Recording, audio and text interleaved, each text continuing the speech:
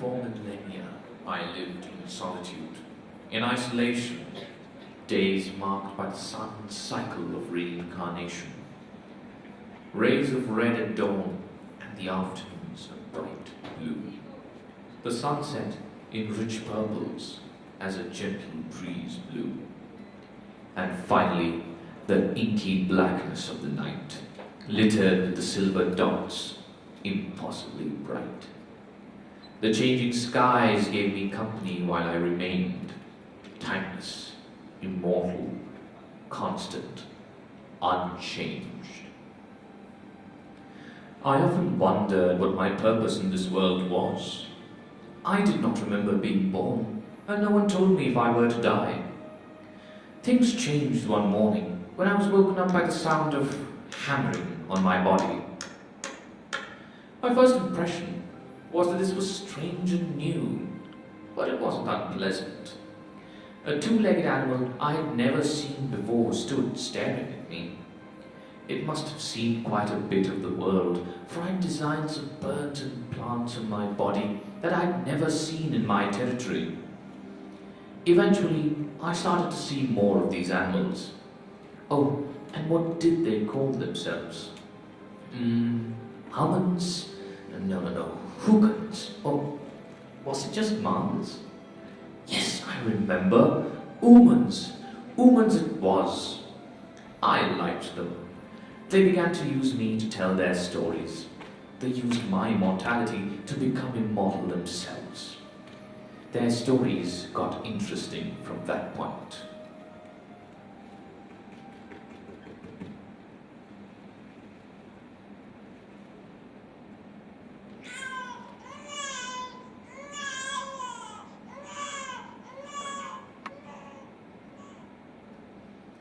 For the first time, I saw their newborn. Oh, he was adorable. For a moment, I thought spring had struck before time. I could feel the freshness in the air. Cradled in his mother's arms, he looked around innocently. How I wished that child was mine. I guess the male humans had similar wishes, for as soon as the child was born, the men were fighting to claim him.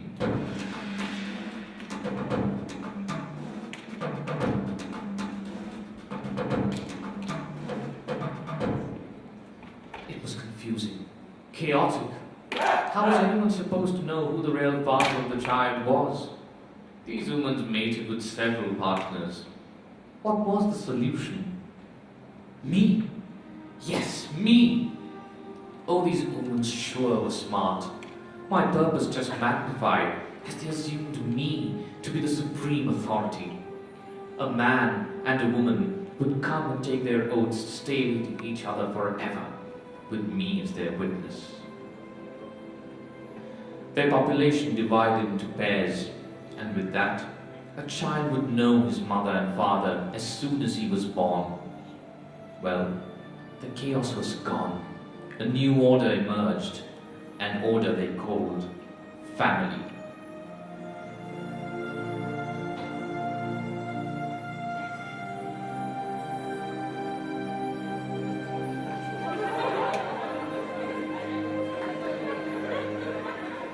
It was all so rhythmic. The humans had aligned their routine with the cycling colors of the sky. They came out at the break of dawn, when the first red ray of the sun hit the ground, as birds welcomed the day with their songs and the ants crawled all over my body. The families came and picked their fruit every day. My days went by watching the children climb trees and looking at the men and women uproot vegetables near my foot. Things went smoothly for a while. Their population grew. It happened soon after I started to see more and more of their families around me. The land was limited, and there were so many of these humans now. It was almost inevitable then that the rhythmic activity of plucking fruits became a race. Whoever got there first got the fruit. Time is irrelevant to me, so I don't know how long it was, but the chaos did erupt again.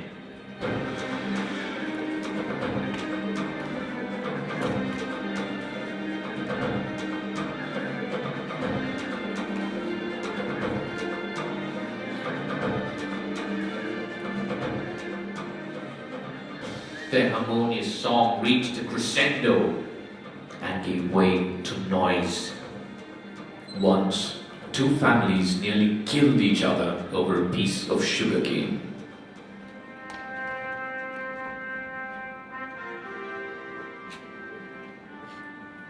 I was broken, carved, and put together as a throne. They gave the decisive authority to one amongst them and called him the king. Women were drawn to him like moths to a flame. I was somewhat jealous, for now I had to share my authority with him. But he proved himself to be useful, for it was now he who decided who got what. This king was always covered in dazzling robes and fittingly exuded captivating power. The noise once again became a harmony, for now there was someone to establish and maintain order. The women soon started dancing to a different tune, the tune of their king. Their actions became much more predictable and ordered, for it was the king who directed them. A new disruption was just around the corner. The birds told me that kings were made elsewhere too. But I should have known from experience, routines aren't meant to last. And sure enough, soon the humans were fighting over who would sit on the throne.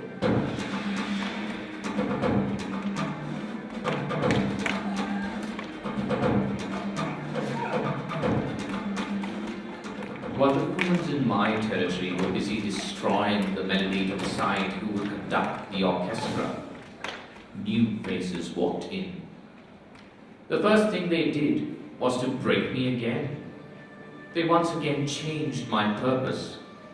This time, what they needed wasn't me, but rather my essence. Everything that made me. They took me apart and extracted other materials from my surroundings to produce new things. New food, new clothes, new homes, and new air, and new paths, and new sounds. There was such perfection in the surroundings. The kings had stopped fighting, for there was something beyond food and water to keep the people distracted. The perfection brought with it a new routine, a new order. There was perfection in shapes now too. There were straight lines all over. That struck me as odd. There are no straight lines found in nature. The newest form of order was called the economic order. It was order because everyone marched to the same tune of humming machines.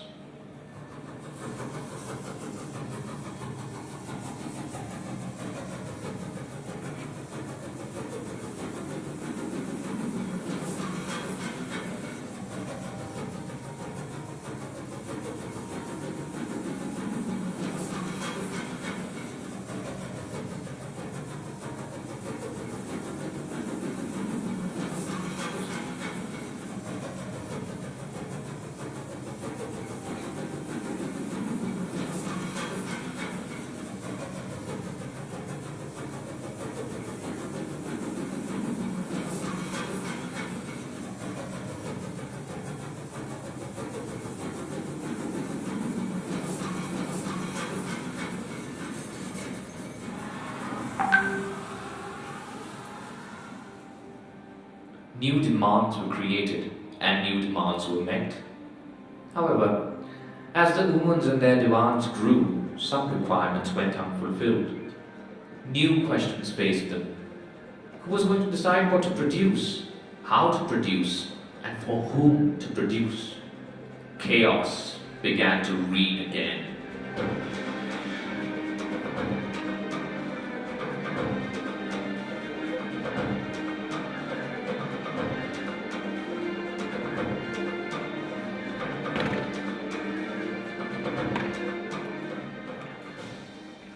This time, people had to decide for themselves who would give them order.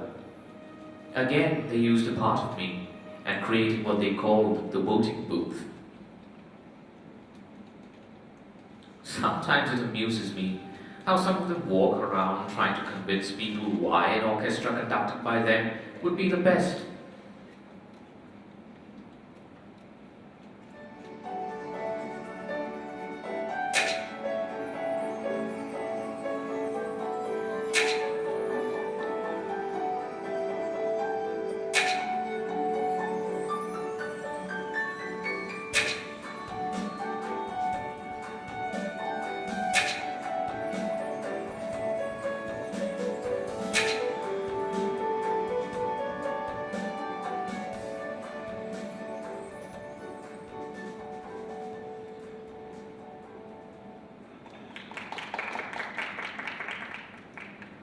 It reminds me of similar battles I had witnessed when I existed in the era of the throne. The job of the conductor has become more difficult too, for now many tunes have to be played at the same time. Things are fine in my area. There is routine, there is order. But this time, the order doesn't seem calming, but rather the calm before the storm. From what I hear, there are often fights between leaders of different territories. There are fights over how the borders of these territories are drawn. Fights about how to determine the supreme authority on this planet. Once again, the world is chaotic.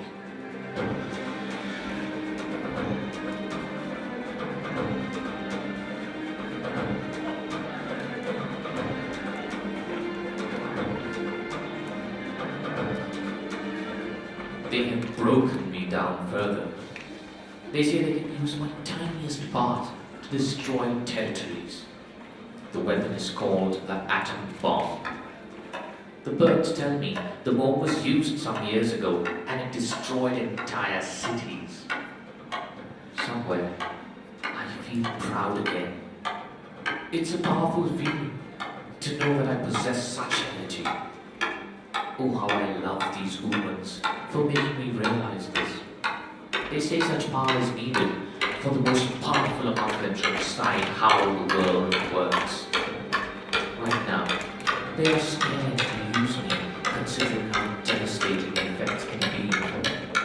I don't know what is to come next.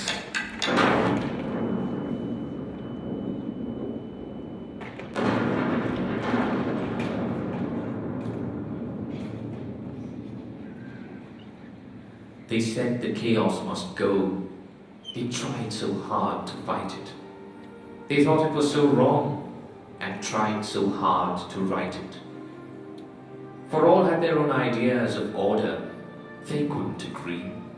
They tried everything, thinking it was the solution, the key. But they are gone now, and so is all they made. And with them, the need for order has begun to fade. Back again to the solitude, the silence, the changing skies. But this time, there's no ant that crawls and no bird that flies. I know this isolation, for I lived it for 1,000,000 years before. But it no longer feels right, for I felt so much more. I miss their surprises, for now I am alive, while they are gone. Their stories, my only companions, as my story goes on. Will there once again be religion, states, factories and armies? Will they realize that order and chaos come and go with the passage of time? Now there's chaos again in me. Who will fix this chaos within?